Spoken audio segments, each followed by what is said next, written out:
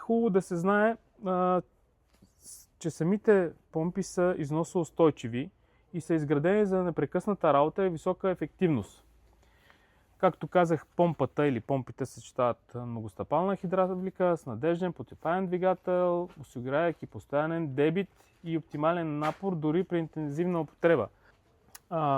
Добре е да се знаят характеристиките. Сега това, което пише на диаметъра 98 мм, така пише, аз това ви казвам. Съответно, трябва да бъде преценена, ако е сонда, да има достатъчно диаметър на тръбата, да я кажем сондажната тръба, която ще трябва да бъде преценена пак от проектант.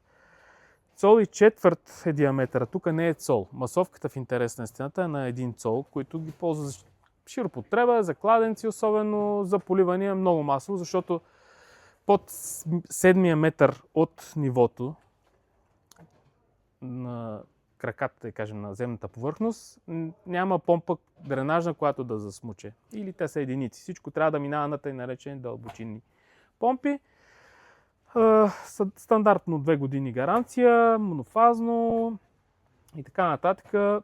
Килограмите се качат съответно спрямо всяка помпа. Оттам нататък вече трябва да е ясно на кой какво му е необходимо, какво ще се захранва, дали ще се пълни съд, дали ще се кача на по-високо, дали ще се захранва многофамилна къща или еднофамилна къща.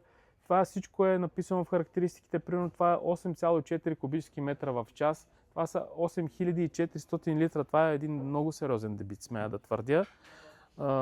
Поне като параметри. Но това е хубаво е за всички тия помпи да знаете, че тези H-Max, това всичко е Q-Max, това всичко е в идеални условия, на нулево надморско равнище височина и от бидон в бидон.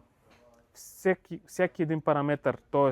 всяка една дистанция, колкото по-високо става, толкова пада дебита, който се кара там, и колкото от по-дълбоко източваме, изпомпваме, всичките тези параметри спадат, с думи прости. В общи линии това е. За помпите трябва да се знае колкото по-дълбоко теглиш вода и колкото по-надалеко или на високо я караш, да кажем, отвеждаш, толкова повече се изменят параметрите или спада самия дебит и височина. Това е от мен. Благодаря за всички.